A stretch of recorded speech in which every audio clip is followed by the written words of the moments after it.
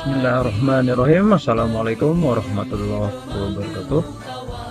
Perkenalkan, saya Denny Purnawan dari SDN 40 Hampenan, calon guru penggerak Angkatan 7 Kota Mataram.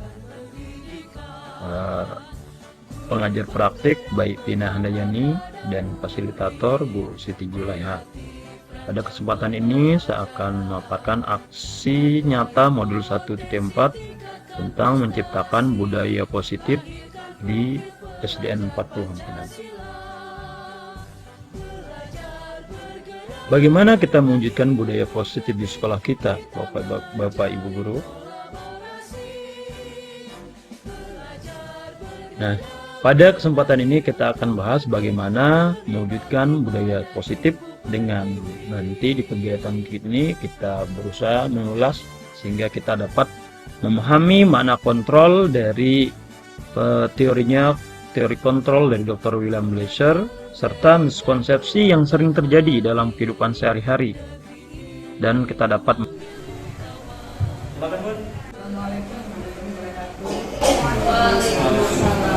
yang terhormat Bapak Ibu Guru SDN 40 Hampenan.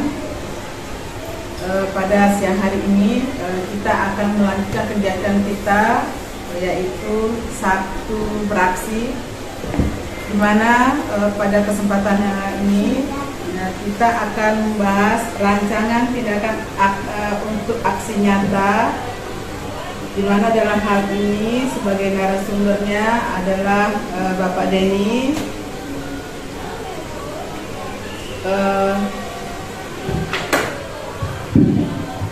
Di mana dalam kegiatan ini kita akan menyamakan persepsi kita tentang satu filosofi pendidikan Ki Hajar Dewantara, dua proyek penguatan profil Pancasila P5, ketiga merefleksi visi sekolah, keempat budaya positif atau penerapan disiplin positif.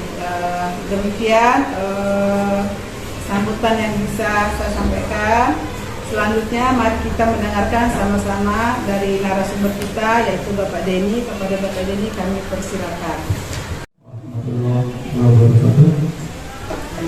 Terima kasih Bunda Kepala Sekolah atas waktu dan kesempatannya yang diberikan untuk menindaklanjuti sekalian sebagai tugas saya dan tugas kita sebagai guru, merefleksi apa yang sudah terlalu di semester 1 terkait dengan apakah visi misi kita sudah kita laksanakan dengan baik, apa yang sudah baik tinggal kita kembangkan di tujuan kita. Dan di sini saya tidak sebagai narasumber, saya sebagai pemantik diskusi saja. Dan mohon maaf Bapak Ibu yang mungkin nanti ketika diskusi yang namanya kita diskusi biasanya ada rada-rada gimana gitu. Itu sebenarnya kekurangan kita semua. Mungkin saya terlalu bersemangat terus mengajukan saat itu agak emosi gitu anaknya. Dan terus tanggapannya ke yang lain, itu hanya kekurangan dalam keterampilan berbicara kita yang perlu kita asah Bapak Ibu. Dan itu hal yang mendapat teman kita, karena kita tidak akan pernah melihat yang namanya kekurangan kita kalau tidak direfleksi dari teman-teman kita. Seperti kata pepatah Bu Mas Bunda Mas Bana, gajah di kerupuk mata tidak terlihat, namun istilahnya di sesemut di seberang sana bisa terlihat, bahkan yang lebih kecil dari semut bisa terlihat. Seperti itu. Definisikan siswa orang yang dididik, yang diberikan pembelajaran. Orang didik yang diberikan pembelajaran ya. Anak didik yang membutuhkan pendidikan, anak yang menuntut ilmu di sekolah, siswa adalah orang yang terdaftar secara resmi. Tema jangan satu istilahnya umumnya ya. Yang ketiga adalah mengembangkan potensi peserta didik untuk mencapai tujuan atau cita-citanya yang luar biasa. Dari Bunda Kepala Sekolah dapat mengarahkan dan mengembangkan potensi anak sesuai bakat dan minatnya. Karena Bunda sering pelatihan soalnya. Jadi inilah benar-benar yang menggambarkan nanti di kurikulum merdeka. untuk mencerdaskan kehidupan bangsa. Ini umum sekali ini, ini kan undang-undang mencerdaskan kehidupan. Benar. Tidak ada yang salah, benar. Mencerdaskan bangsa. Siapa yang ketiga ya? Aku. Kalau mencerdaskan berarti kan di muda masuk sekolah, jangan ya.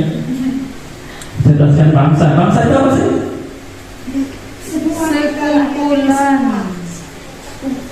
Sekumpulan masyarakat. Bangsa itu rakyat. Yang sama, tujuan yang sama. Ingat Tuhan. Itu menjelaskan kehidupan bangsa. Ya, ini Bapak Ibu percaya ucapan adalah doa. Iya. Ucapan adalah doa. Iya. Ya, 100% ya. Saya juga percaya. Bagaimana pendapat Bapak Ibu tentang guru yang mengatakan anak yang nakal? Nih, saya baca nih. Tidak ada kata nakal dalam batas kewajaran sesuai dengan apabila kenakalnya tidak wajar sesuai usianya maka perlu diberikan bimbingan khusus. Mantap. Tidak setuju karena tidak ada yang nakal. Ini udah masalah benar nih. Tidak setuju. Teorinya bagus sekali. Ya. Inklusif itu bangsa ada. Ya berarti. Ini hayang maksudnya nih. Judulnya nih. Setelah ikut pelajaran inklusif itu bangsa Kurang baik. Nah, yang ada nakal tapi kurang baik. Ya benar. Tiap guru berbeda-beda. Sebagian guru akan menganggap siswanya nakal bila siswanya suka mengganggu temannya. Oke, ini jawabannya Quran. Benar. Karena banyak juga di sekolah sana yang mengerti. Karena itu kan serem lagi tuh. Pernah ada itu. Iya pernah belum? Sampai datang udah. Iya, datang bapaknya kan. Belum, bapak dulu, mama belum. Iya.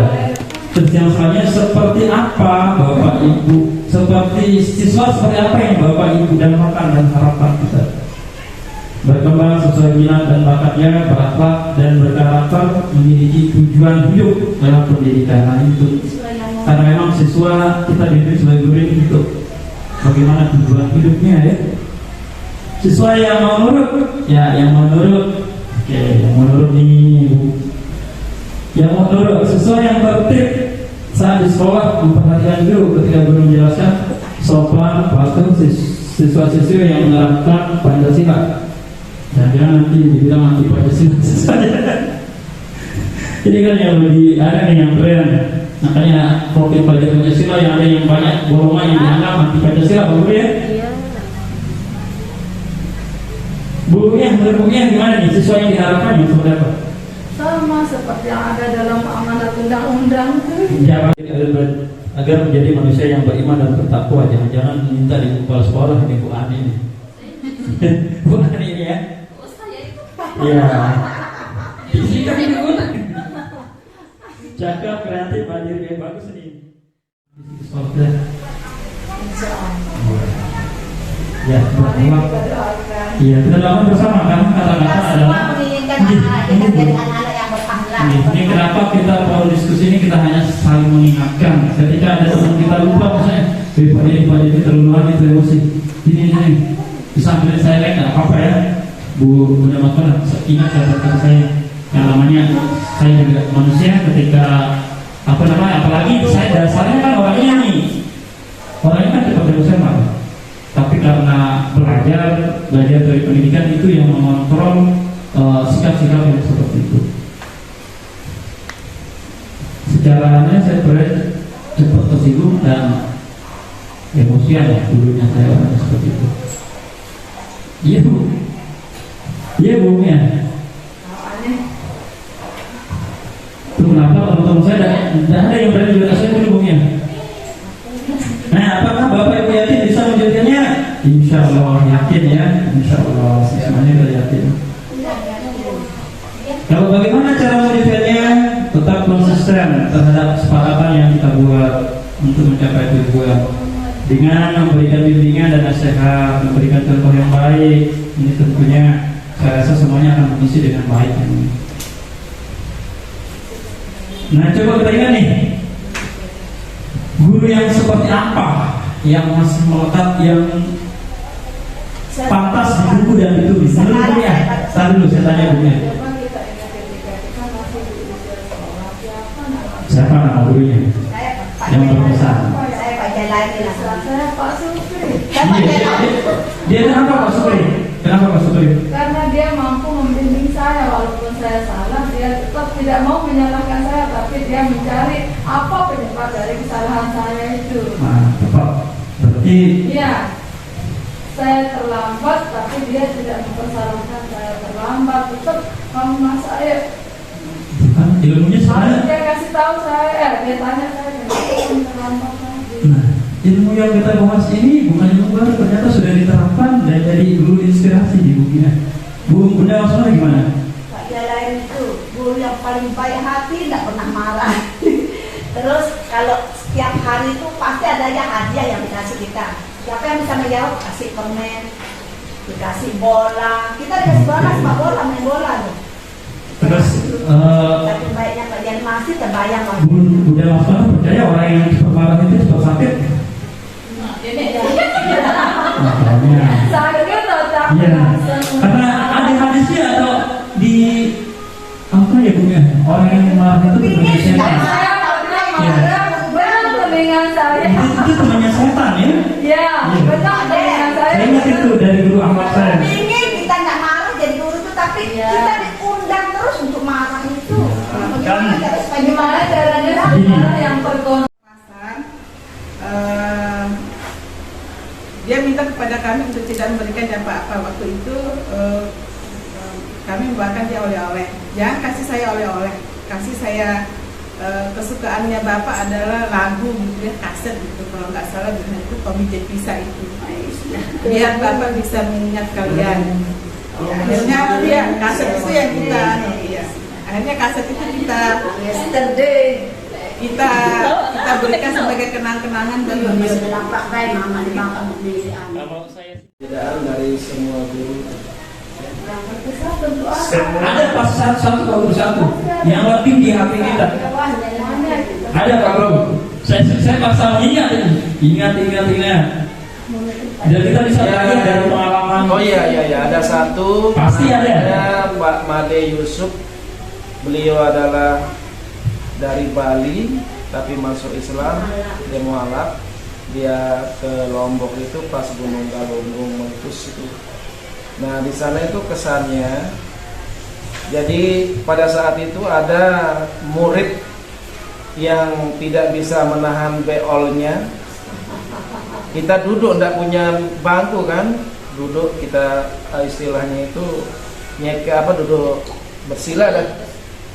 Nah di sana mungkin karena takut atau dia karena tidak berani gimana ya. Nah di sana saya lihat guru itu tidak sungkan atau tidak merasa jijik. Langsung dia turun tangan membersihkan kotoran si anak dan mencebokin malah. Karena guru kelas 2 ya masih kecil. Dia itu. Nah dari sanalah saya terkesan bahwa guru itu bukan hanya seorang guru mengajar, tapi dia itu memberikan kita bimbingan bagaimana kita ke depannya nanti. Mungkin kita sebagai orang tua tidak merasa jijik terhadap hal-hal yang sifatnya menjijikkan dan gitu. Nah terkesannya gitu. Kemudian saya pernah juga diajari lagu, dan lagu itu bisa membawa saya ke juara 2 kalau tidak salah intinya. Juara 2 saya sambil nari, jadi suaranya itu tidak full di mikrofon itu. Jadi kadang kan saya gerakannya ke bawah, mikrofonnya di atas gitu, tidak kedengaran gitu. Nah di sana yang membawa saya ke juara 2 dan selanjutnya ya juara 1 terus gitu. Mantap, banget ini bangsa juara kita ya. Kita ada satu kekuatan yang luar biasa yang tersembunyi. Kesalahan nih. Namanya lagu wajib dulu kan. Guruku adalah mantanku. Nanti dia betul. Onda, berarti dia tidak pernah melewati itu. Zaman sekarang. Gurunya itu Iya, bener. gimana ya? Masih sudah lumayan berumur, tapi masih Ini cantik. suka yang umur. Nah, cewek Bapak. Oh, Cewek namanya Bu Nurul dulu. Nah, dia jadi dulu kan saya SMK, dia modelnya program studi kan, jadi setiap sekolah itu punya. berarti guru yang berkesan yang di SMK nih. Ya, Yang di SD enggak? ada sih mungkin, tapi kayaknya Jadi yang ingat paling aja. enak nih, paling apa ya, baru-baru. Iya, berkesan. Nah, dia ini orangnya pintar sekali. Pokoknya iya, dia cantik, dia pintar intinya. Terus kalau ngajar tuh tegas, walaupun dia nanti pas kita keluar main, dia bisa main sama kita, nggak tegas yang telah. Oke. Dia bisa membawa diri. Ya, nanti ada pembahasan tentang teori Saya sih semuanya berkesan dari kelas 1 sampai kelas 6 itu beda-beda kan gurunya. Ya. Nah, di setiap kelas itu beda cara gitu kan. Ya, guru favorit nih yang tanya. Favorit Pasti yang nanya. dia sudah meninggal Ya. ya. Namanya belum haji Bu Guru Rus namanya, guru agama. Oh, bukan Ya, bukan. Kan gurunya juga. Rusmiarsi itu dulu saya dapat tuh kelas 5. Iya. Terus. Terus itu dia kasih kepercayaan terhadap kita, Pak. Semuanya itu. Walaupun Kepercayaan. ya, kalau kita giliran sholat, kita jalan sendiri udah tikar sendiri gitu. Nanti yang imamnya laki-laki gitu, kalau dia cuman duduk aja jaga. Imam dari siswa sendiri. Iya, semuanya kepercayaan ya, kepercayaan. Membina. Dari situ kita termotivasi untuk melakukan hal yang baik, Pak. Terima kasih Tuhan, luar biasa sekali. Sedikit ya tentang pengalaman seorang guru. Dulu waktu masih SMA, saya punya guru namanya Pak Umar Bakri. Ya, Umar Bakri namanya. Yang Itu ya. paling ikhlas itu di lagu itu. Bapak itu sangat luar biasa, baiknya sama semua murid. Memang di waktu zaman SMA ya, yang namanya nakal-nakalnya anak remaja ya. Dalam satu kelas itu, memang sih dia bukan wali kelasnya kita, tetapi waktu rapat kenaikan kelas, dalam jumlah per kelas itu kalau tidak salah 30 orang. Nah, selesai rapat kenaikan kelas itu, yang dinaikkan hanya 7 orang. Sisanya itu tidak naik kelas karena sudah masuk catatan guru-guru yang lain. Tetapi dengan hebatnya Bapak Guru Umar Bakri ini membela kami semua, memperjuangkan yang 27 orang ini sehingga kami semua bisa naik kelas. Nah, itulah yang sangat berkesan buat saya pribadi. Jadinya tidak semestinya seorang guru itu bisa karena tugas pokoknya mendidik anak-anak. Ya, yang namanya nakal memang hal yang wajar, tetapi guru itu juga harus gimana ya? Jangan mengatakan nakal. Ya, kayak orang tua kedua, tetapi memberikan kita gambaran yang lebih ketika kita melakukan hal-hal yang tidak baik, dan memberikan kita motivasi yang luar biasa. Mungkin hanya itu ya. Terima kasih. Ketika ada waktunya seperti itu ya, itu ternyata yang mengantarkan kita bisa seperti yang sekarang, karena pasti ada sosok yang bisa digugu dan ditiru dari guru-guru kita, karena semua guru manusia tidak semuanya sama. Jadi mudah-mudahan kita semua yang di sini bisa menjadi orang tua dan guru yang seperti guru-guru yang kita idolakan itu. Kamu hebat, aku sama kamu bisa. Ibu, jadi bisa dibawa pulang. Aku tahu. Begitu bukan bahasa SMA. Saya bayar itu di rumahnya. Saking gimana datanya kita tuh, Bu Guru. Dalam KPP, kasih kita belanja. Itu sih yang lawan-lawan. Saya senang menaruh makanan kita dulu terasa enggak ya itu. Ini Bu. Oke. Ini luar biasa ya. Berarti kita sudah punya gambaran semua ya sekarang ya. Sekarang kita tinggal merefleksikan ke diri masing-masing. Apakah kita sudah seperti guru yang memberikan kita inspirasi kepada anak kita? Kita lagi berusaha. Iya, kita benar tuh, kita lagi berusaha. Kalau saya insya Allah sering Iya, Bu. mas sama saya anak. Oke. Lagi berusaha. Sekarang Ya ini berusaha. Iya. Hebat. sedikit saya ulas sedikit tentang bagaimana sih filosofi pendidikan menurut Bapak pendidikan kita. tuntunan terhadap segala kekuatan kodrat yang dimiliki anak agar dia mencapai keselamatan. Tuntunan sesuai kodrat anak, sesuai kodrat anak, sesuai tumbuh kembang usia anak itu sendiri. Itu nanti di selanjutnya dibedakan. Dan tujuan pendidikannya ini yang Islam banget, yang saya dapatkan ya inilah tidak percaya juga. Tujuan pendidikannya mencapai keselamatan, mengatakan anak selamat dan kebahagiaan, selamat dan bahagia, itu tujuan pendidikan yang sebenarnya. Ini menurut Ki Hajar Dewantara. Tahu itu dari tidak tahu tahu. Iya. Terus ini sesuai kodrat anak ya, sesuai kodrat anak, ada penekanannya sesuai kodrat anak. Nanti ada anak yang terakhir dengan anak yang luar biasa yang akan memuji manusia yang lainnya. Kalau kita tidak sabar, bisa saja kita mengatakan itu ujian kita. Bisa kita mengatakan, ih anak ini begini sekali nih, coba kamu tidak usah di sekolah sini. Itu ujian kita sebenarnya. Iya. Ya, ketika kita mengatakan yang itu anak-anak termasuk kita punya tanggung jawab sebagai guru. Mereka dimasukkan oleh orang tuanya, berarti mereka percaya ke kita, menuntun mereka. Ya, ini guru itu hanya bisa menuntun, tuntunan dan arahan agar anak tidak kehilangan arah dan bahaya akhirnya. Jadi kita tujuannya sebagai guru bagaimana mengarahkan, menuntun mereka. Kalau misalnya nih seperti yang dikatakan Ki Hajar Dewantara, kalau anaknya bibitnya sudah seperti itu, misalnya jagung, gimana pun kita rawat, kita tuntun, terus kita maunya dia tumbuh jadi padi, tidak bisa. Karena jelas sekali analoginya anak ini seperti ini, dia memiliki kodrat alam yang sudah diberikan oleh Allah, ditulisi dengan kemauan orang tua atau kita sebagai guru. Bapak Ki Hajar Dewantara belajar dari pengalaman dan kitab-kitabnya tentunya. Anak itu berbeda. Anak itu punya kodrat alam, bukan dia kosong.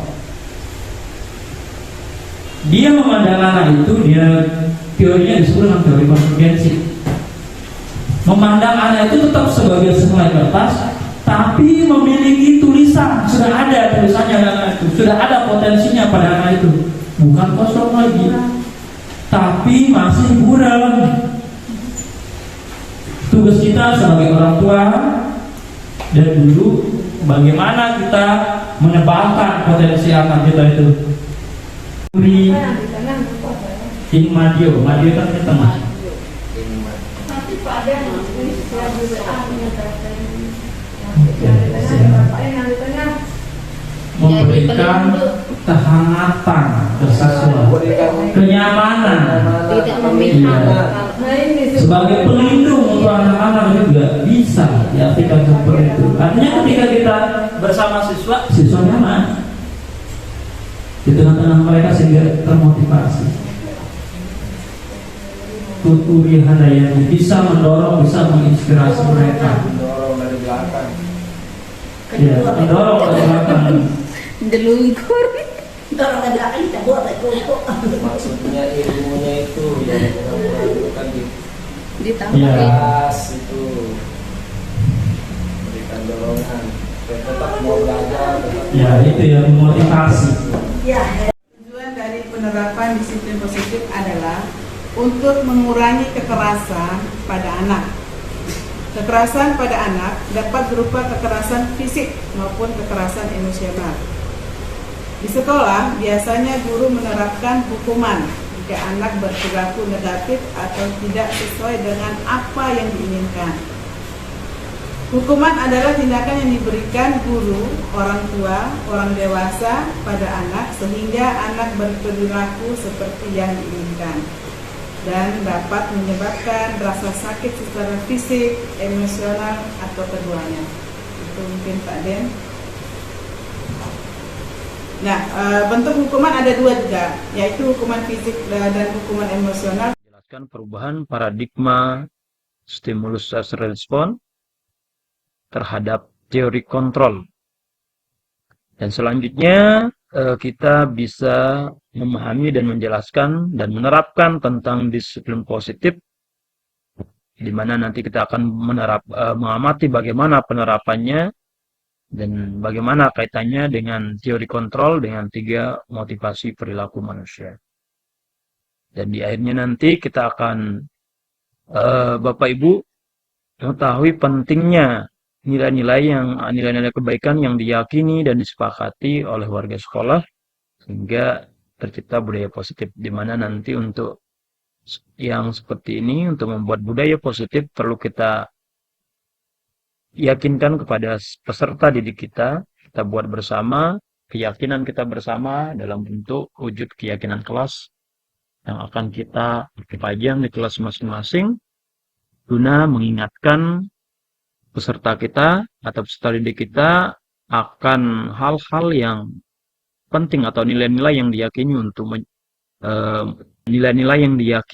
untuk mendukung suksesnya mereka. Nah, sebelumnya coba kita lakukan ini. Ya, kita melakukan permainan coba buka. Nah, Bapak Ibu nanti melakukan kegiatan, ada yang sebagai A, di mana tugas yang si A ini nanti Bu Mas Panah mengepalkan salah satu tangannya, dan nanti yang B, Bu Ani, mencoba membuka tangannya Bu Mas Panah. Nah, nanti Ibu Ani sebagai siswa B bisa mencoba dengan segala cara untuk membuka kepalan tangan Bu Mas Panah tersebut, Bu Ani tersebut. Nah, boleh memujuk, boleh, pokoknya segala cara boleh. Silakan, menggoda juga, menggelitik juga boleh ya. Menawari uang juga boleh. Nah, coba dilakukan.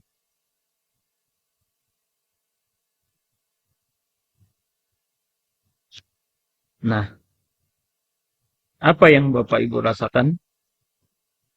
Kenapa tangannya Bu Mas Panah bisa terbuka? Sebenarnya rela tidak Bu Mas Panah menyerahkan apa yang berharga di tangannya itu? Sebenarnya Bapak Ibu Mas Panah bisa tangannya terbuka tadi. Itu pertama, ada 2 hal. Karena tekanan Bu Ani yang begitu kuat dipaksa sehingga karena kekurangan kekuatan kalah power sehingga dia harus mengalah. Dan intinya Bu Mas Panah di sini tidak rela. Nah, sekarang Bu Mas Panah sebenarnya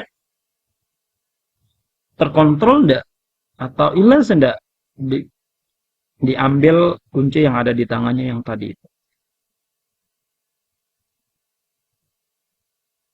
Benar Bapak Ibu, semuanya sebenarnya dibilang oleh Dr. William Glasser adalah ilusi. Ini yang sering jadi miskonsepsi dalam kehidupan sehari-hari.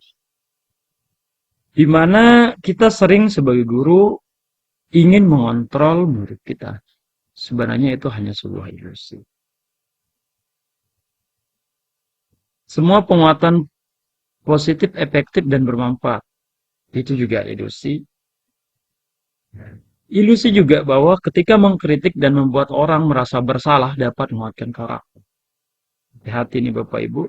Terkadang kritikan itu jika jiwa anak tidak kuat, bisa saja dia menjadi down dan akan dia jadi pemalu dan kurang percaya diri. Dan ilusi juga orang dewasa memiliki hak untuk memaksa. Seperti yang tadi, Ibu Mas Panah bisa terlepas kunci yang ada di tangannya itu karena kalah tenaga atau kalah power oleh Bu Ani. Sehingga dia dengan terpaksa. Dan ini sifatnya tidak lama Bapak Ibu. Dan tidak rela. Juga tidak bagus. Nah, dari ilusi-ilusi ini berkembanglah teori dinamakan dengan choice theory atau teori pilihan. Untuk meluruskan beberapa miskonsepsi yang tadi tentang bagaimana makna kontrol.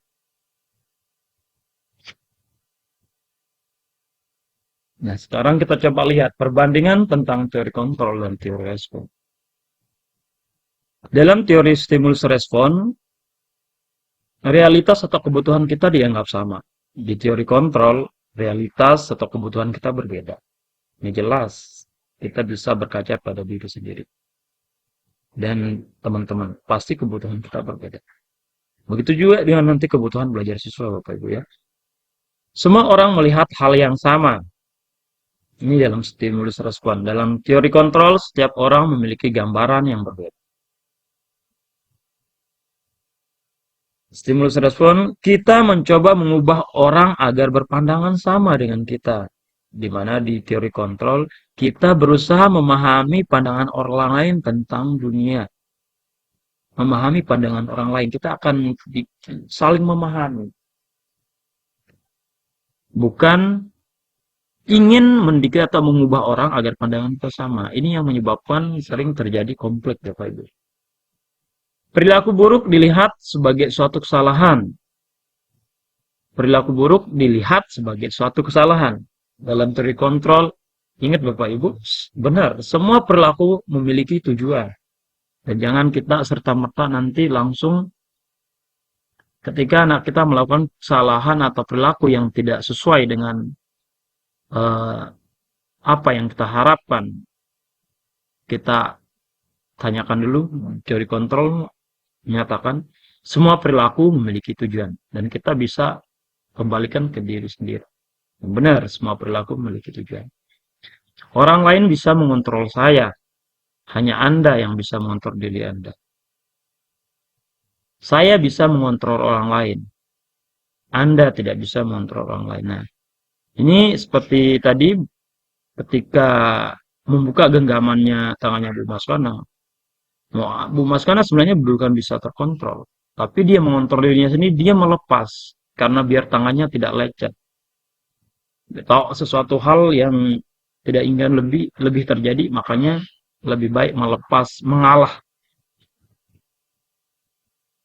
bukan dikontrol. Saya bisa mengontrol orang lain. Di dalam teori kontrol, kita tidak bisa mengontrol orang lain. Pemaksaan ada pada saat bujukan gagal. Ada pemaksaan di stimulus respon. Dalam teori kontrol, kolaborasi dan konsensus menciptakan pilihan baru. Nah, ini yang salah satu kecakapan abad 21 yang diminta bagaimana kemampuan berkolaborasi siswa sehingga terjadi kesepakatan untuk menciptakan pilihan baru. Model berpikir menang kalah, model berpikir menang-menang. Jika memang kalau kita model pikir menang kalah, yang kalah nanti pasti ada perasaan tidak suka atau perasaan yang bisa menyebabkan hal-hal yang di kemudian hari yang tidak kita inginkan bisa terjadi. Tapi bagaimana kita bisa mengubah mindset kita dan siswa kita dengan model berpikir menang-menang dengan melihat kebaikan-kebaikan masing-masing. Karena setiap manusia, setiap anak memiliki kelebihan dan kekurangan masing-masing. Di mana nanti kita bisa berkolaborasi, bekerja sama sehingga menang-menang itu bisa pun terwujud.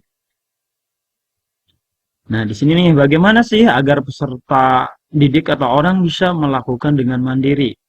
Ini tambah kontrol. Nah, kita coba simak video ini tentang tindakan yang dilakukan manusia ini. Tadi kan semua tindakan memiliki tujuan. Dan tindakan yang dilakukan manusia itu semata-mata untuk memenuhi kebutuhan.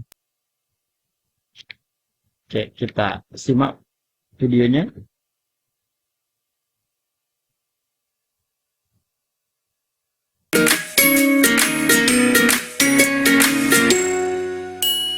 Dan bahagia, ibu dan bapak guru hebat. Untuk membangun budaya sekolah yang positif dengan lingkungan yang aman dan mendukung murid untuk menjadi pribadi yang berdaya, seimbang, dan bahagia, salah satu upaya yang dapat dilakukan oleh guru adalah memahami kebutuhan dasar yang mendasari perilaku murid. Pada video kali ini, kita akan membahas tentang 5 kebutuhan dasar manusia.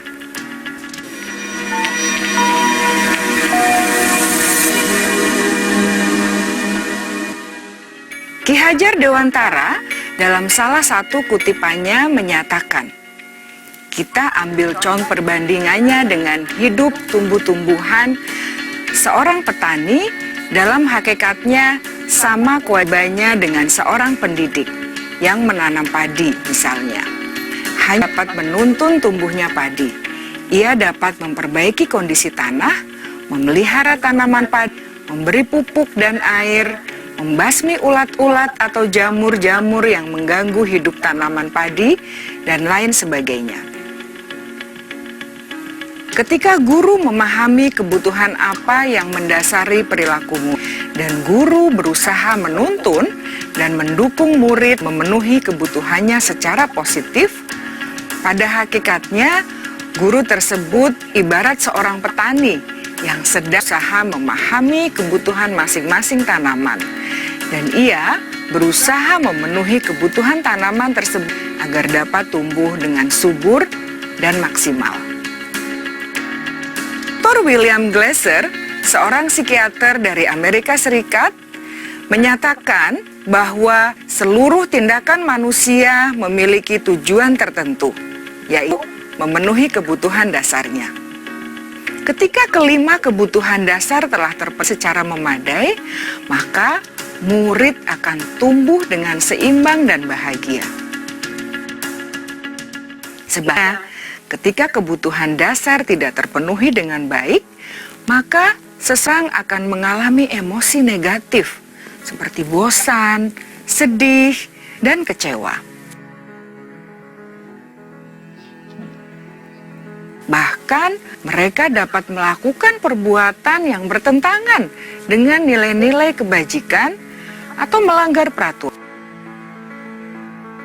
Dengan kata lain, perilaku buruk seseorang biasanya adalah respons dari kebutuhan yang tidak terpenuhi.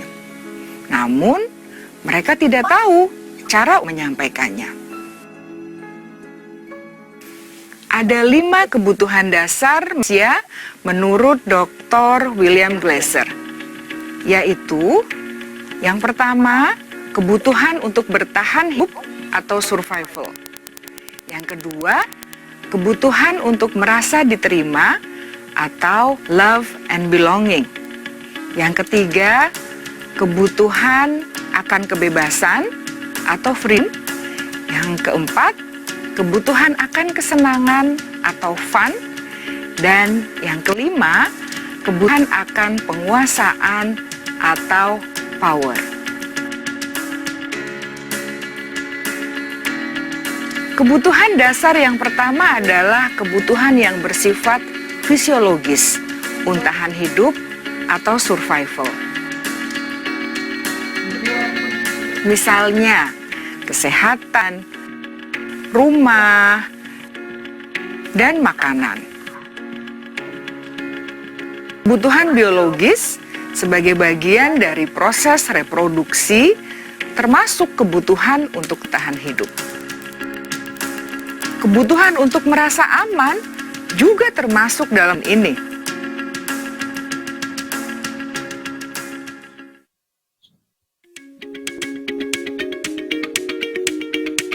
Agar murid dapat belajar baik, kebutuhan mereka akan rasa aman, pangan, sandar, dan papan harus terpenuhi. Nah, mungkin mereka dapat belajar dengan baik bila mereka datang ke sekolah dengan perut yang lapar, bila rumah mereka kebanjiran.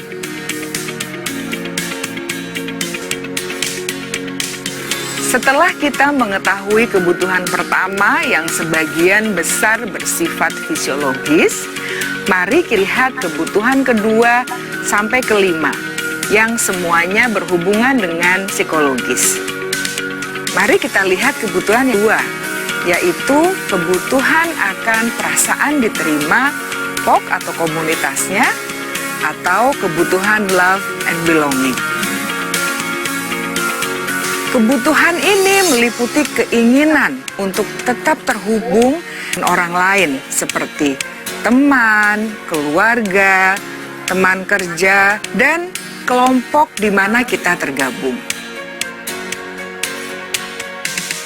Setiap murid ingin menjadi bagian yang berharga dari kelas juga sekolah. Mereka juga ingin diterima oleh orang lain kelompoknya. Bahkan, murid yang terlihat paling cuek pun jauh dasar hatinya pasti ingin merasa diterima. Sebagai guru, harusnya kita dapat menerima murid kita apa adanya, sesuai dengan kodratnya. Setiap murid adalah unik. Mereka memiliki kekuatannya masing-masing, sehingga guru harusnya bisa menciptakan kesempatan untuk murid berkolaborasi dan memiliki ikatan emosi satu sama lain. Murid-murid yang memiliki kebutuhan yang besar untuk merasa diterima, biasanya mereka belajar karena suka pada gurunya, dan mereka juga suka bekerja dalam kelompok. Kebutuhan yang ketiga adalah kebutuhan akan kebebasan atau kebutuhan membuat pilihan. Murid harus diberi kesempatan untuk membuat pilihan dan bertanggung jawab pilihan yang mereka telah ambil. Memberi mereka kebebasan bukan berarti membiarkan mereka lakukan apa saja yang mereka mau, melainkan lebih memberi mereka kesempatan untuk membuat pilihan, menyuarakan pendapat mereka dengan percaya diri, dan memberi mereka kesempatan untuk mencoba hal-hal yang baru. Pembelajaran dengan metode yang beragam dan menarik juga akan memenuhi kebutuhan murid kebebasan ini.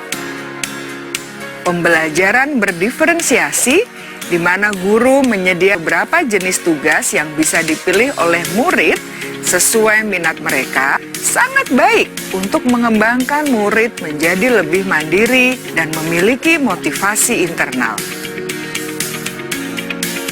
Karena kebutuhan akan kebebasan pada dasarnya adalah kebutuhan untuk mandiri, memiliki otonomi, memiliki pilihan, dan mampu mengendalikan arah hidupnya sendiri.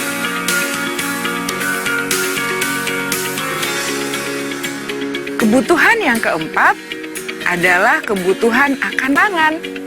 Bayangkan Bapak Ibu, hidup tanpa rasa senang. Betapa menyedihkannya. Glasser menghubungkan kebutuhan akan pangan dengan belajar. Jangan sepelekan kebutuhan murid untuk merasa senang di kelas. Sebagai guru, jangan ragu-ragu untuk dengan sengaja melakukan kegiatan yang menyenangkan dalam kelas. Murid-murid kebutuhan dasar kesenangan yang tinggi ingin menikmati apa yang mereka lakukan. Mereka konsentrasi tinggi saat mengerjakan hal-hal yang disenangi.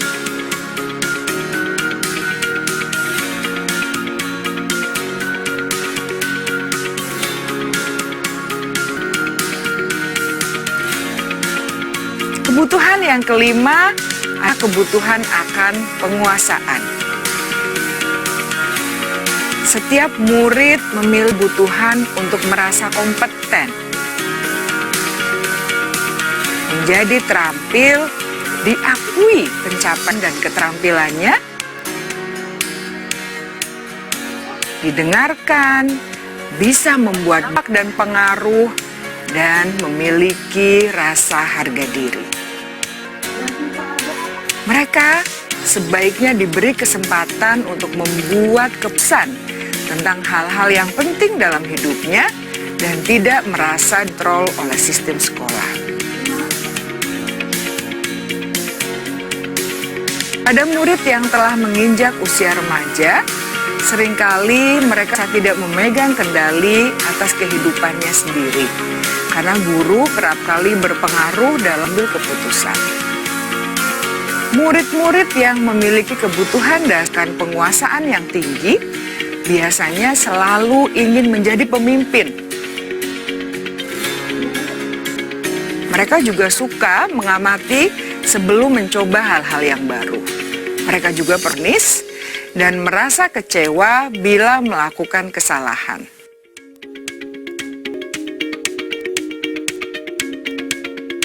Ibu dan bapak guru sangatlah penting bagi kita untuk mengetahui kebutuhan dasar murid-murid, agar kita memahami alasan di balik sikap dan tingkah laku mereka. Bila murid berperilaku buruk atau melanggar peraturan, sehingga tindakannya tidak sesuai nilai-nilai kebajikan, maka guru harus mencari tahu alasan yang mendasari tindakan tersebut dan kebutuhan apa yang belum terpenuhi. Melalui percakapan dengan guru dalam pendekatan disiplin positif, murid dapat diajak untuk bersikap reflektif dalam mengenali kebutuhan-kebutuhan yang berusaha mereka penuhi dan mendasari tindakan mereka. Jika guru mengabaikan perilaku buruk murid-murid, maka perilaku tersebut akan berpengaruh pada suasana kelas yang kurang kondusif dan akan berpengaruh pada tujuan dari pendidikan itu sendiri. Ibu, bapak guru hebat, mari kita menjadi guru yang lebih baik dengan memahami kebutuhan dasar murid-murid kita dan senantiasa membimbing mereka untuk menjadi pribadi yang berdaya, seimbang, dan bahagia. Dan bahagia, ibu dan bapak guru hebat.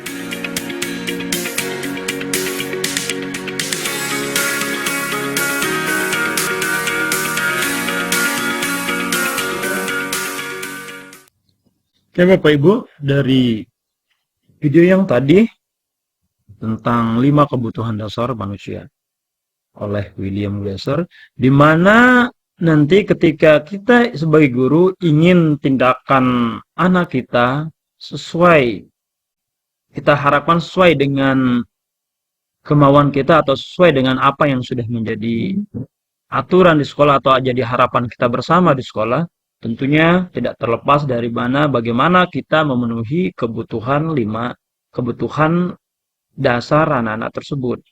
Yang pertama yang harus kita ingat, bagaimana kebutuhan yang pertama, kebutuhan survival, itu kebutuhan untuk bertahan hidup. Dari pemenuhan kebutuhan dari fisik maupun psikisnya, dari makanan, minuman, pakaian. Yang terpenting di sini ketika pada proses pembelajaran, ini kebutuhan survival, kebutuhan dasar survival atau bagaimana keamanan. Bagaimana kita membuat rasa nyaman ke anak-anak agar mereka insya Allah berperilaku lebih baik dan bagus.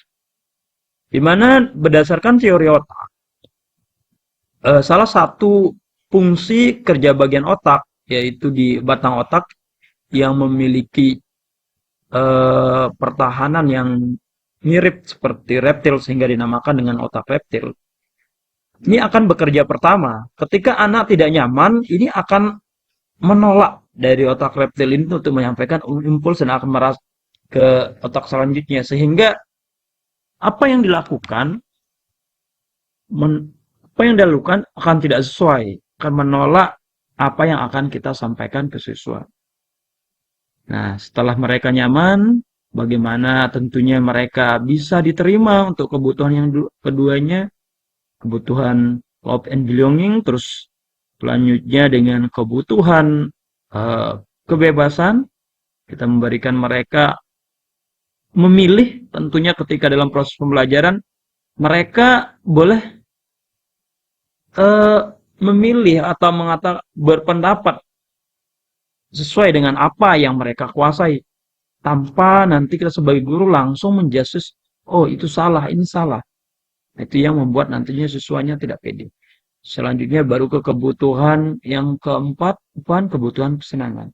Di mana proses pembelajarannya bisa dilakukan dengan eh, menerapkan model pembelajaran yang sesuai anak, terutama di SD, yang dikonsep dengan pembelajaran sambil bermain yang bisa eh, membuat anak-anak senang dan bahagia.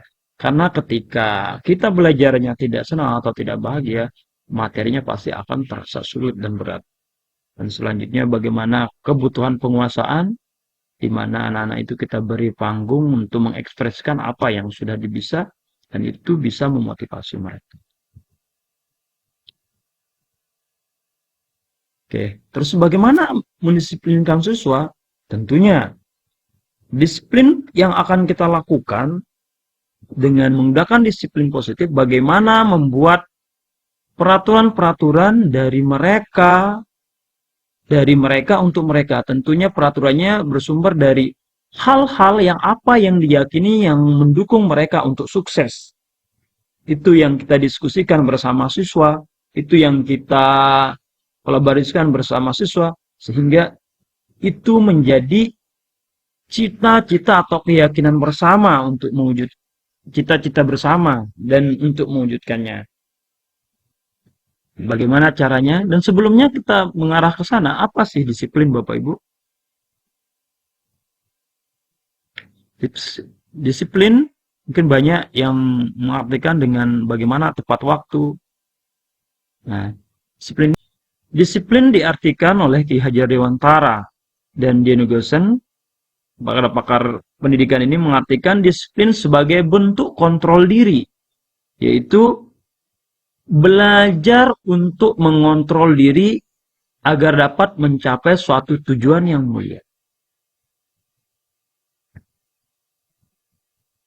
Nah, sehingga untuk menghasilkan ini perlu kita tahu 3 motivasi yang ada pada diri manusia. Ini menurut Dian Hugosen dalam bukunya yang berjudul Restructuring School Discipline. Ada 3 motivasi atau perilaku manusia yang mempengaruhi perilaku manusia. Yang pertama, sadar tidak tersadar ini. Yang pertama ini motivasi paling rendah, menghindari ketidaknyamanan atau hukuman. Nah, ini serendah-rendah motivasi. Jadi terkadang siswa kita melakukan sesuatu karena kita sudah buat hukuman. Ya, biar saya tidak dihukum Bapak Guru. Saya seperti itu. Dan ini sifatnya nanti kalau tidak ada Pak Guru yang menjalankan hukuman ini, bisa jadi anak itu tidak melakukan atau tidak termotivasi lagi. Yang kedua, untuk mendapatkan imbalan atau penghargaan dari orang lain. Nah, ini motivasi yang kedua, mendapatkan imbalan. Dan cenderung kalau imbalan ini sudah tidak ada, anak-anak itu motivasinya berkurang, bahkan down seperti itu. Dan selanjutnya, ini yang ketiga, untuk menjadi orang yang mereka inginkan dan menghargai diri sendiri dengan nilai-nilai yang mereka percaya. Jadi nanti ketika membuat peraturan disiplin positif, bagaimana hal-hal yang kita buat, kepercayaan-kepercayaan yang kita buat memiliki nilai yang datang dari anak-anak itu sendiri dan dipercayai untuk dilakukan untuk mendukung suksesnya mereka. Nah, bagaimana caranya memotivasi dari dirinya agar bisa menjadi apa yang diinginkan atau motivasi intrinsik? Kita bisa mengaitkan, menurut Dian Hugosen, kita bisa mengaitkan nilai-nilai kebajikan yang diyakini seseorang. Sehingga insya Allah motivasi intrinsiknya akan terbangun dan menggerakkan motivasi dari dalam untuk dapat mencapai tujuan mulia yang diinginkan. Nah, bagaimana mewujudkan budaya positif di sekolah kita? Tentu kita tidak lepas dari nilai kebijakan universal, yang berarti nilai-nilai kebajikan yang disepakati bersama, terlepas dari suku bangsa, agama, bahasa, maupun latar belakang. Nah, ini nilai-nilai ini bisa kita proyekkan atau nanti kita kupas bersama indikator-indikatornya apa yang akan muncul di kelas kita untuk mewujudkan nilai peduli, rajin, integritas, rasa hormat, keberanian, kebahagiaan, dan tanggung jawab.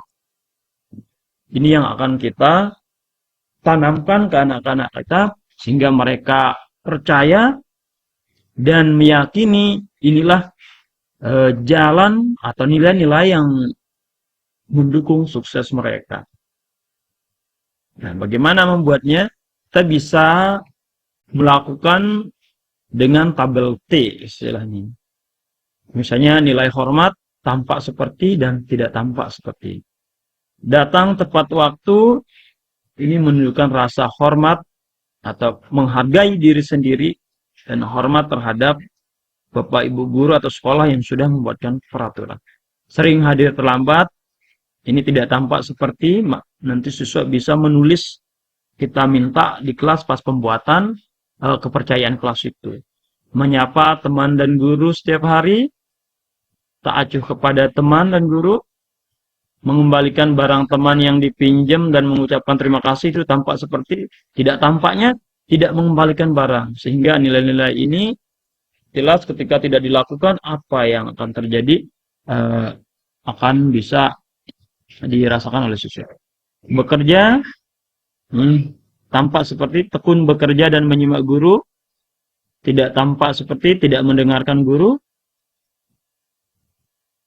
Ya, ini bisa kita buat Bapak Ibu guru, kita buat bersama siswa sehingga muncullah nilai-nilai yang kita yakini bersama yang akan kita wujudkan dalam bentuk peraturan kelas. Nah, ini tugas-tugasnya sebagai siswa dan tugas kita sebagai guru, biar perbedaannya jelas, biar mereka tahu fungsinya seperti apa, biar tahu tanggung jawabnya seperti apa. Mengajar tugas guru, murid tugasnya belajar, guru tugasnya mendidik, siswa tugasnya mencoba. Ini kita buat, nanti anak yang ngisi Bapak Ibu guru. Ketika misalnya anak kurang mampu untuk mengisi ini, kita bisa mengarahkannya dengan nilai-nilai yang jelas dan mudah dipahami dan mendukung sukses mereka. Contohnya, dari apa yang sudah saya lakukan di kelas, dari apa yang harus diyakini, apa terus indikator-indikatornya. Pertama, kelas kami aman. Jadi sebagai keyakinan mereka, kelas aman merupakan rasa aman itu adalah hak semua orang. Jadi kita mulai dengan yang seperti ini, dan ini kita bisa buat dalam bentuk poster yang menarik sehingga mudah dibaca oleh siswa. Datang tepat waktu, keyakinan sebagai langkah pertama kita mengawali sukses. Menghormati orang lain, cara yang sebenarnya untuk menghormati diri sendiri. Membuang sampah pada tempatnya, tanggung jawabku kepada Tuhan Yang Maha Esa sebagai makhluk yang beradab. Ini peraturan keyakinan-keyakinan kelas yang sudah dibuatkan. Budayakan senyum ya. Ini berpahala. Ya, senyum itu berpahala dan sangat sederhana dan ajaib ya. Itu saat kita nama siswa.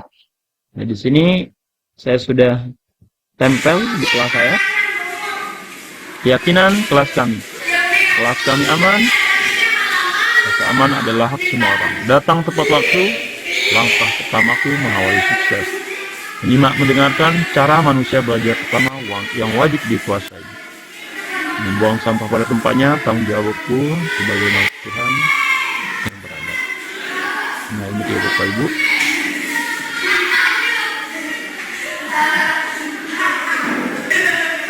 Nah, di bawahnya, karena dibuat bersama, kami yakini, kami jalani, kami sukses. Itu tagline. Nah, setelah itu Bapak Ibu Guru, setelah kita membuat peraturan kelas itu atau keyakinan kelas ya Bapak Ibu Guru, keyakinan kelas. Mohon maaf, keyakinan kelas. Bagaimana yang namanya manusia pasti terkadang ada sesuatu perilaku yang tidak sesuai dengan keyakinan atau tidak sesuai dengan apa yang harapan yang sudah kita buat bersama. Dan bagaimana langkah kita menegakkan peraturan kelas secara persuasif dalam menerapkan disiplin positif itu. Nah, di sini kita punya 5 fungsi kontrol sebagai guru Bapak Ibu. Dan bagaimana kita menjalankannya? Kita simak paparan materi berikut ini. Salam bahagia Ibu dan Bapak guru hebat. Dalam penerapan disiplin positif restitusi, salah satu program yang dikembangkan adalah 5 posisi kontrol. 5 posisi kontrol dalam restitusi adalah proses perjalanan seorang agar dapat mengenali dirinya. Pada video kali ini, kita akan membahas tentang 5 posisi kontrol yang dikembangkan oleh Diane Gosson dan contoh penerapnya.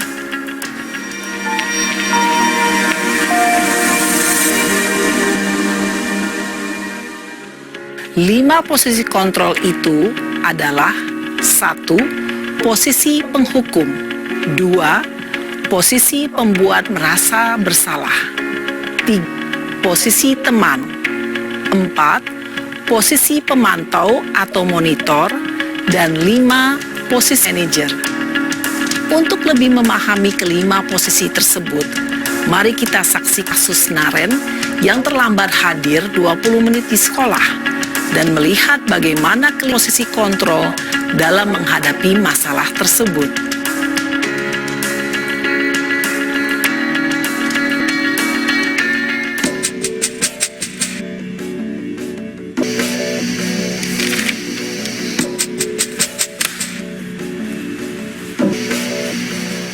Naren! Sini kamu! Selamat pagi, Bu. Selalu terlambat. Kamu deh, pasti terlambat. Maaf, Bu. Saya... Apa? Apa coba? Alasan kamu apa lagi? Kapan sih kamu lambat? Malas sekali ya kamu jadi anak. Saya... Dasar pemalas. Gak kapok-kapok kamu. Sudah berapa kali terlambat? Sana, kamu keliling lapangan basket 2 kali. Kenapa saya harus keliling lapangan basket, Bu? Kenapa? Kamu lawan ibu? Berani-beraninya jawab. Sudah terlambat, berani jawab pula. Sekarang, keliling lapangan basket kali sekalian. Biar kapok. Cepat. Pergi sana ke lapangan basket.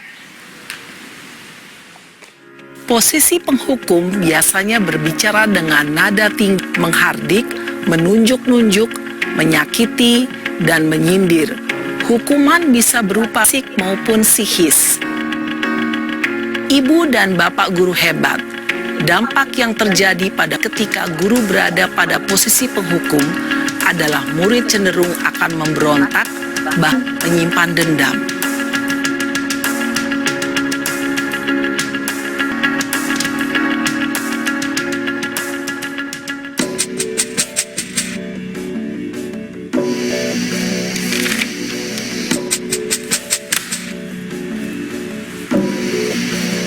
Naren!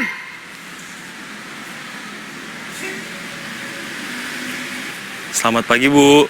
Naren. Kamu apa terlambat lagi, nak?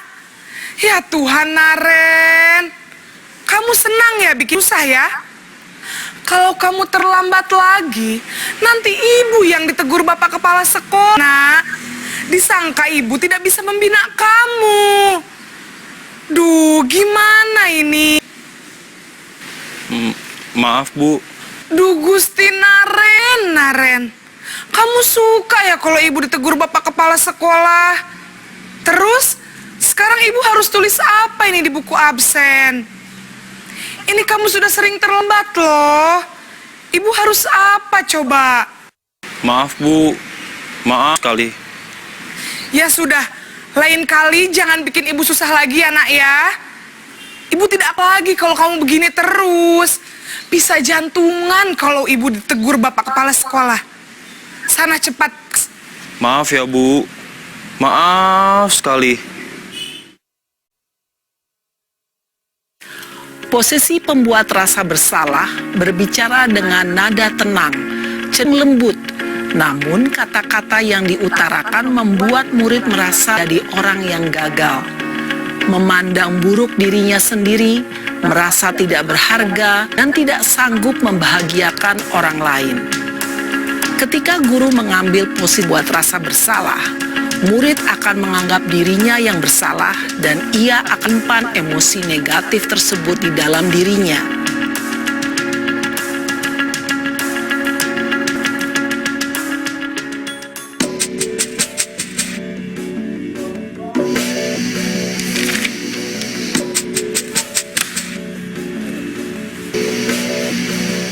Naren!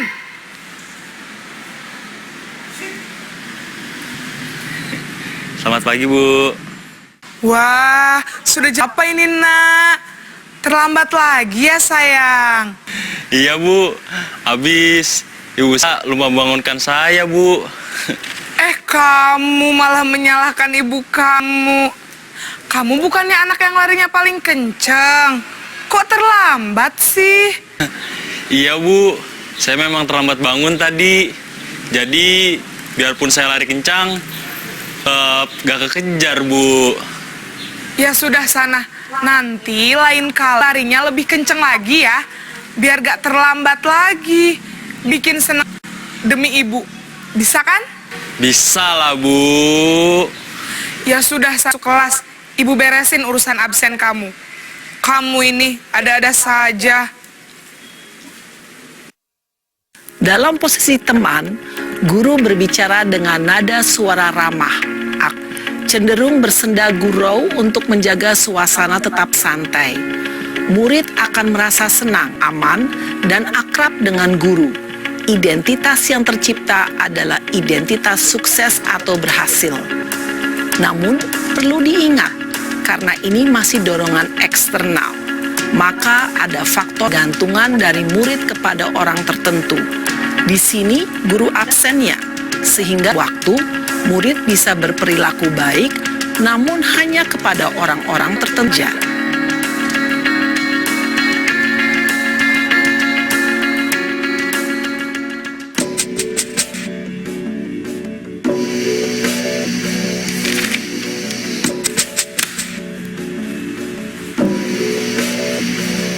Naren!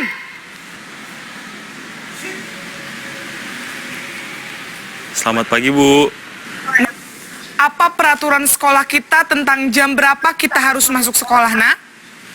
Kita harus di sekolah jam 7, Bu. Iya, betul. Sekarang jam 7.20. Naren sudah tahu konsekuensinya jika terlambat hadir. Paham, Bu. Saya harus tinggal kelas pas jam istirahat selama 20 menit. Iya, benar. Konsekuensinya demikian. Jadi nanti jam 9.30 pas istirahat, kamu harus tinggal di kelas, kerjakan tugas tambahan untinggalan kamu, ya? Baik, Bu. Posisi PO mengandalkan penghitungan atau data untuk mengontrol murid. Mengarahkan murid berdasarkan peraturan dan konsekuensi. Seorang pemantau menunjuk bahasa tubuh dan ekspresi wajah yang datar dan cenderung formal.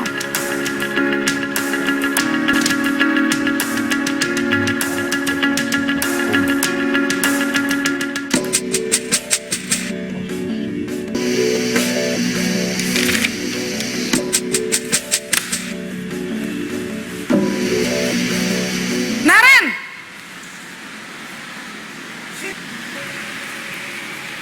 Selamat pagi, Bu. Selamat, Ren. Maaf, Bu. Saya terlambat.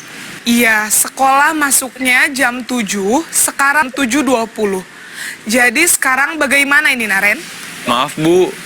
Saya lupa setel alarm saya semalam. Baiklah, menurut kamu, keyakinan sekolah yang mana yang perlu kamu tingkatkan? Menghargai diri sendiri dan orang lain, Bu. Setuju. Jadi, apakah Naren meyakini prinsip saling menghormati tersebut? Iya, Bu. Meyakininya. Apakah Naren bersedia memperbaiki masalah keterlambatan ini? Bersedia, Bu. Bagaimana kamu akan perbaiki masalah keterlambatan ini? Saya akan coba tidak lupa menyetel alarm saya, Bu. Baik, kalau Naren lupa menyetel alarm di rumah, ada orang yang kira-kira bisa bantu mengingatkan tidak?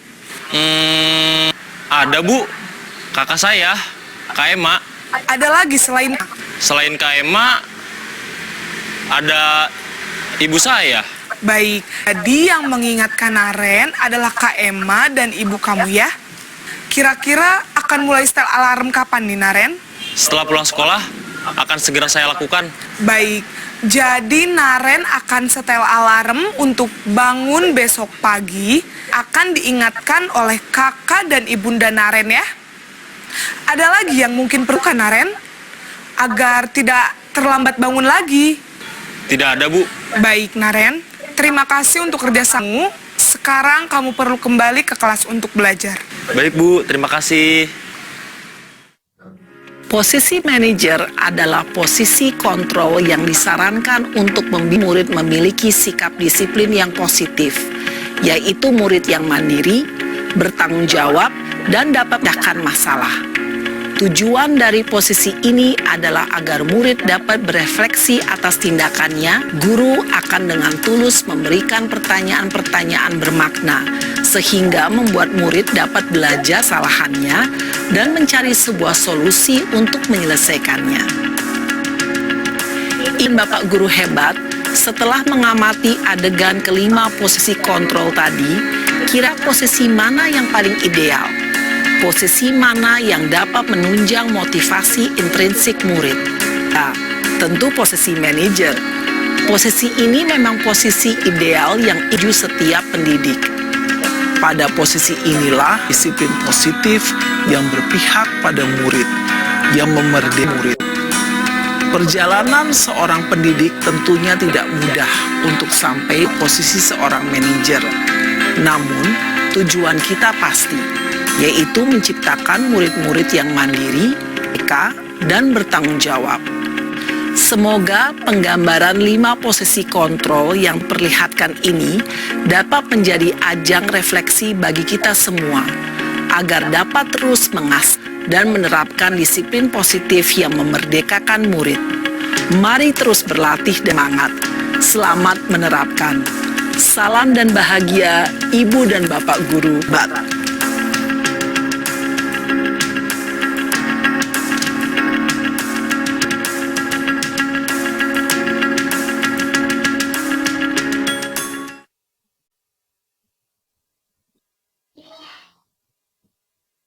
Nah, Bapak Ibu, dari 5 fungsi kontrol guru yang tadi, di mana posisi yang paling ideal yaitu posisi sebagai manajer, dan bagaimana ketika hal atau keyakinan yang kita sudah sepakati bersama ada pelanggaran, bagaimana kita selesaikan dengan fungsi kita, fungsi sebagai manajer dengan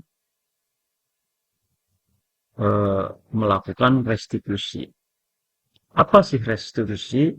Ini yang dicontohkan pada posisi manajer tadi, di mana proses restitusi itu menciptakan kondisi bagi murid untuk memperbaiki kesalahan mereka, sehingga mereka bisa kembali pada kelompok mereka dengan karakter yang lebih kuat. Tidak memberikan hukuman atau memberikan sesuatu yang bisa membuat mereka tertekan secara mental maupun fisik, hingga menyebabkan mereka tidak percaya diri. Itu. Nah, adapun segitiga restitusi yang bisa kita lakukan untuk tindakan persuasif ketika terjadi pelanggaran atau sesuatu yang tidak sesuai dengan keyakinan-keyakinan kelas yang sudah kita buat. Di mana kita pertama bisa memvalidasi tindakan yang salah itu. Kenapa? Karena dalam teori kontrol mengatakan segala sesuatu tindakan manusia itu ada tujuannya. Sehingga kita harus validasi tindakan yang salah seperti apa. Kita bisa menanyakan, kamu tentu punya alasan mengapa melakukan itu kepada siswa. Ada tidak cara yang lebih efektif untuk mendapatkan apa yang kamu butuhkan?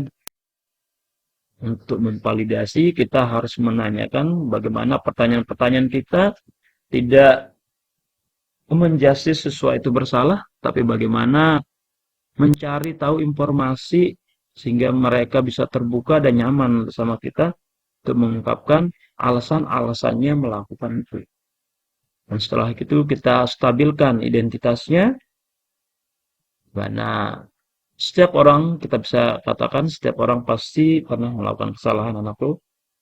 Kamu bukan satu-satunya yang pernah melakukan ini.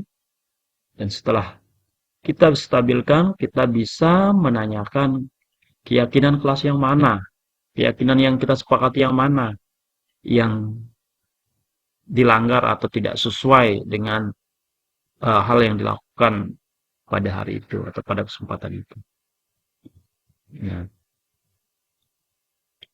Adapun menstabilkan identitas tujuannya, ini sebagian dasar segitiga untuk mengubah identitas anak dari orang yang gagal karena melakukan kesalahan menjadi orang yang sukses. Itu tujuannya. Pertanyaan-pertanyaan yang bisa kita tanyakan ke anak-anak kita untuk menstabilkan identitas. Berbuat salah itu tidak apa-apa. Berbuat salah itu suatu hal yang wajar dan biasa dilakukan ketika pada proses belajar. Tidak ada manusia yang sempurna. Saya juga pernah melakukan kesalahan seperti itu. Saya bisa mengatakan itu ke siswa, tergantung bagaimana tingkat kesalahannya nanti.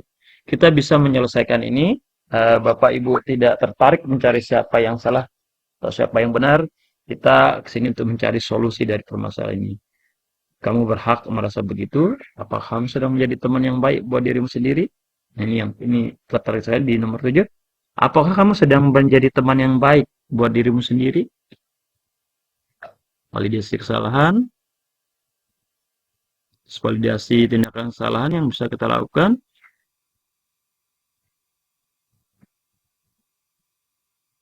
Dan selanjutnya menanyakan keyakinan.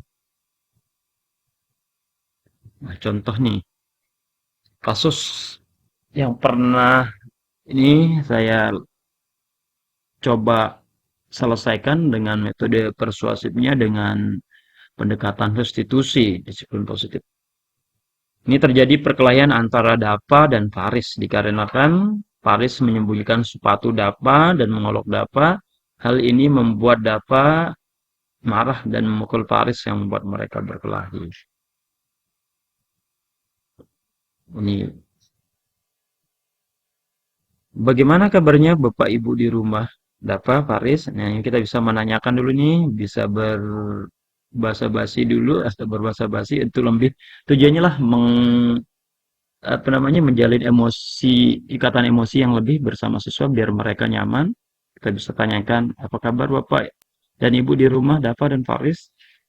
Dapa, alhamdulillah sehat, dibilang Dapa dan Faris. Terus Pak Guru, begini anakku, katanya, begini anakku, Pak Guru percaya kalian berdua insya Allah anak yang soleh yang akan jadi kebanggaan Pak Guru dan orang tua kalian di rumah. Untuk menstabilkan identitas. Pak Guru ingin dengar nih bagaimana ceritanya Ananda, Dapa, dan Faris bisa ribut sampai saling pukul antara Mas Dapa dan Mas Faris. Coba siapa yang duluan kita bisa minta anak saya bercerita nih satu-satu. Untuk validasi kesalahannya.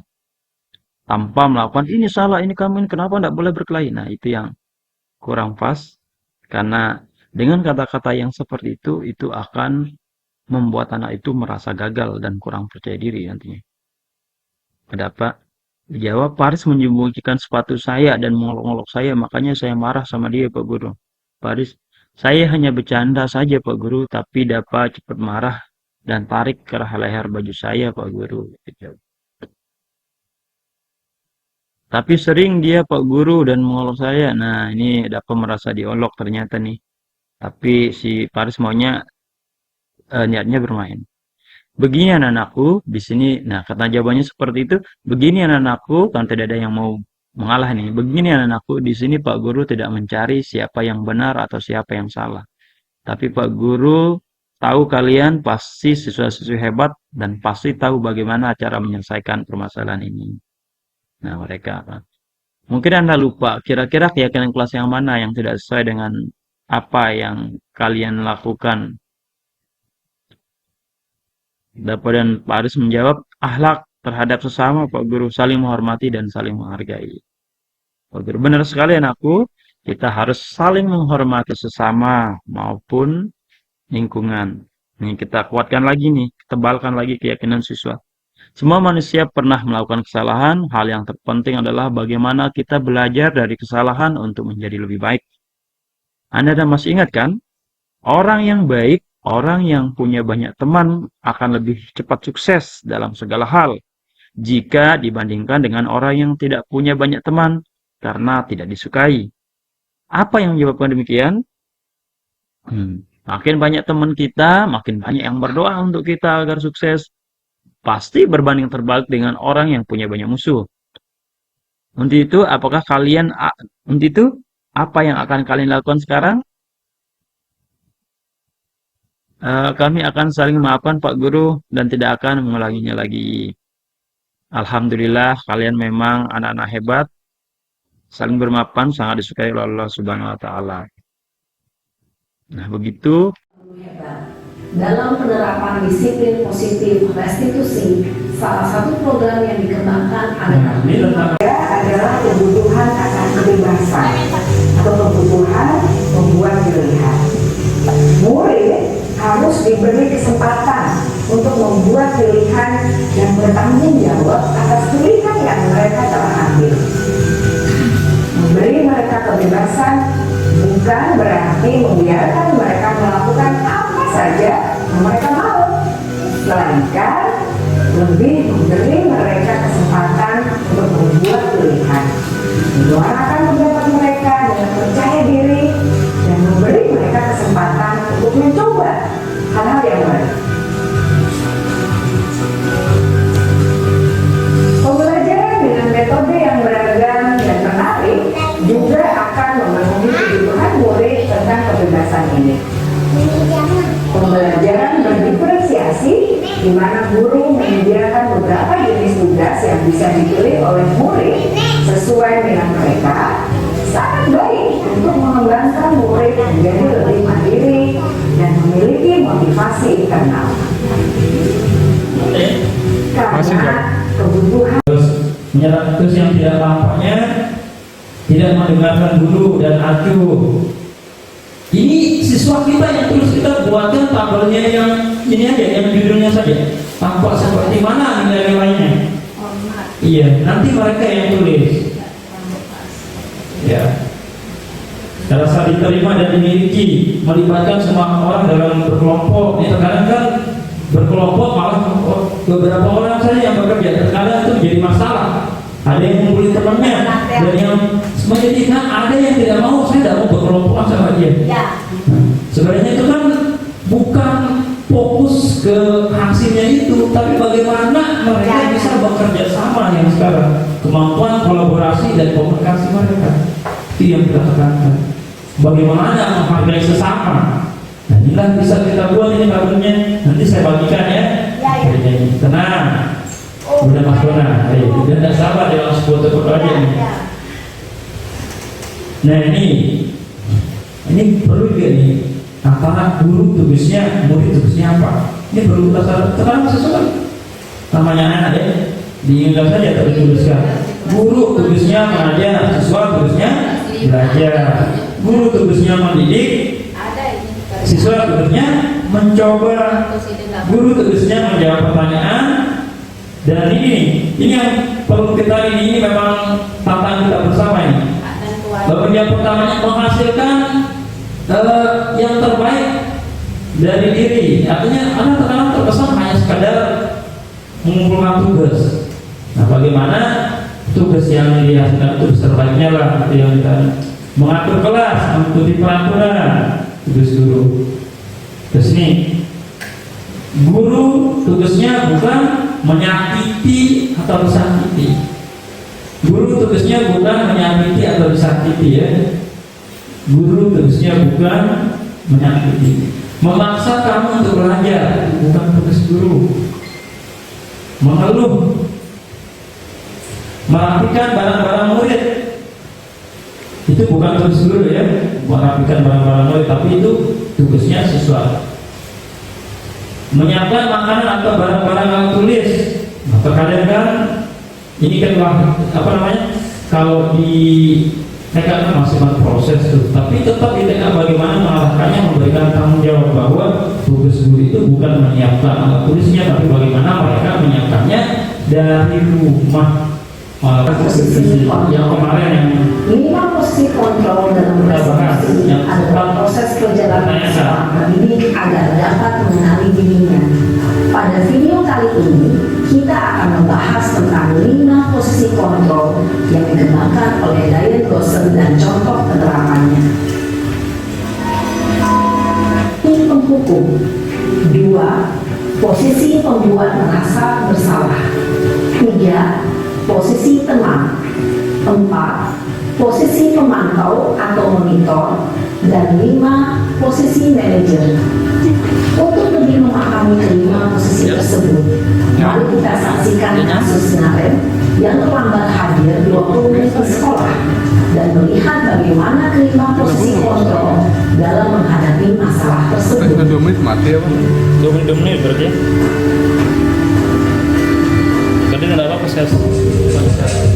Baik, jadi waspada. Ini hadirin. Nampil telat.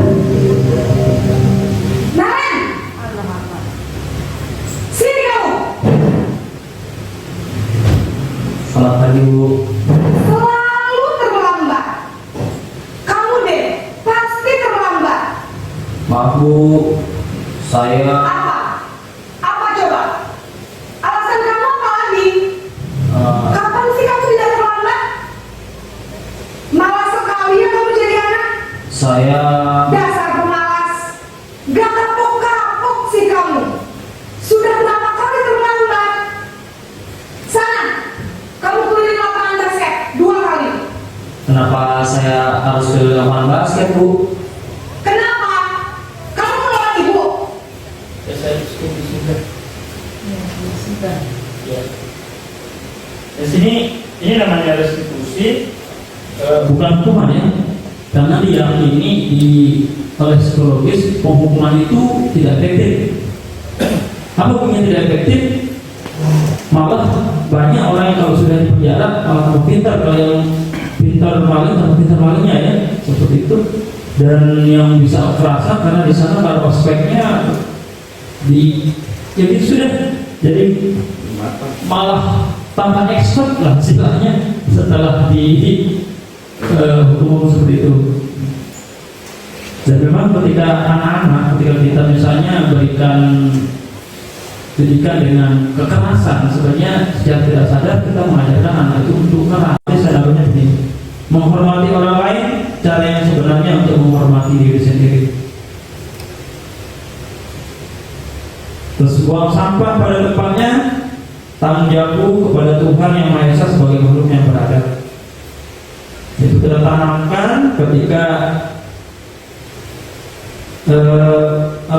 ketika mendesain di kelas, biar tidak terkesan hanya sebuah pajangan. Itu bedanya pajangan yang kita beli, kata-kata motivasi yang kita beli banyak, tapi terkadang siswa kita tidak tahu kemananya seperti apa. Nah, dan sekarang tugas kita bagaimana kita buat, terus nanti kita tulis dengan kalimat yang motivasi untuk mengingatkan kita dan siswa.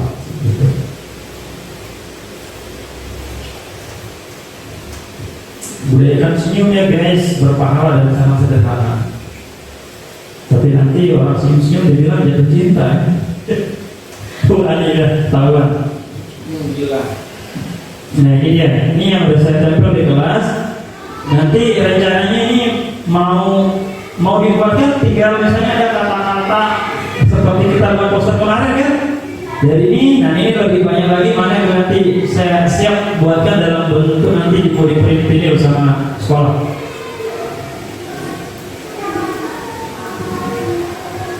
Yang tadi itu ini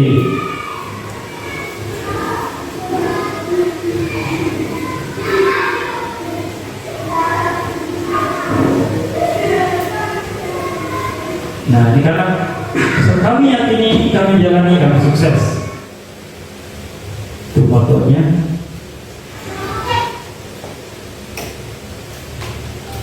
Dan ketika ini tidak sejalan sesuai fungsinya, hukuman lagi jika masuk sekolah. Tanggung jawab dan kekritisan tidak berkembang. Jadi pada prinsipnya ini tak jauh dari kebutuhan.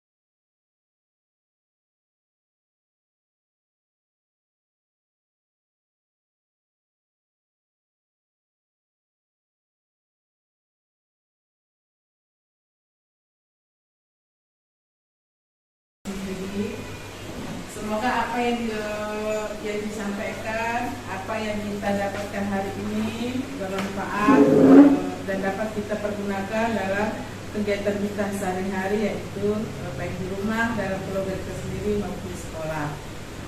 Dan pastinya semoga kegiatan ini bermanfaat bagi kita semua. Selanjutnya untuk Sabtu depan, karena saya lihat ini loncat ke harusnya dia di tanggal 28 sampai 31 Pak Den ya. Saya berharap untuk yang kegiatan seperti ini nanti memang kita sudah programkan, tetapi yang besok yang minta proses penggunaan Pancasila, karena kita sudah menggunakan kurikulum merdeka.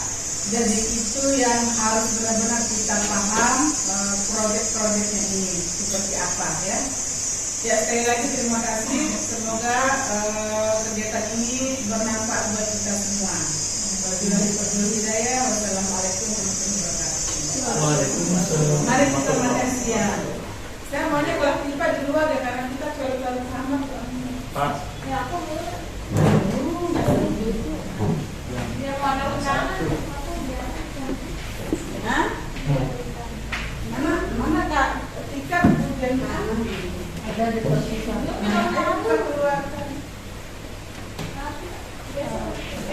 Posisi kontrol dalam menghadapi masalah tersebut. Contoh, hukuman fisik diantaranya adalah memukul, menampar, mencubit, menendang, menjemur, menjewer dan sebagainya. Contoh hukuman emosional diantaranya adalah membentak, mengancam, mempermalukan, menghina, mengejek dan sebagainya. Itu yang emosional. Mungkin itu yang sangat berbahaya emosional ini ya. Hukuman dapat berdampak jangka panjang. Diantaranya yaitu bisa menimbulkan dendam, antisosial, melakukan kekerasan fisik juga ke orang lain, berpotensi besar putus sekolah karena takut akan mengalami